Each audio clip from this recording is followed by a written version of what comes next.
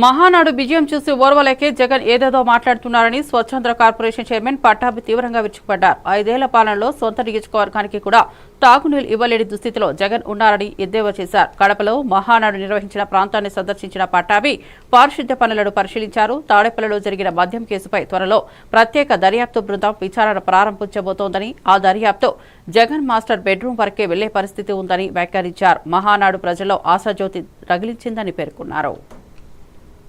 రాజ్ కసిరెడ్డి ఆ విధంగా భయపడటంలో పెద్ద ఆశ్చర్యపోవాల్సింది ఏం లేదు. ఆయన ఏది ఏమైనప్పటికీ ఆధారాలు ఇవాళ అన్నీ కూడా తాడేపల్లి ప్యాలెస్ వైపు చూపిస్తున్నాయి.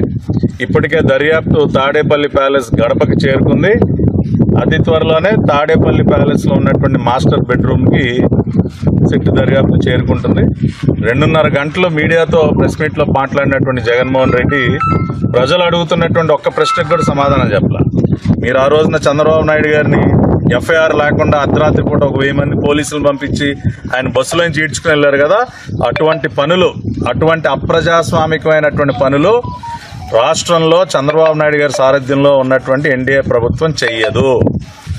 మేము లీగల్గానే వెళ్తాం, చట్ట ప్రకారం వెళ్తాం. మీరు కూడా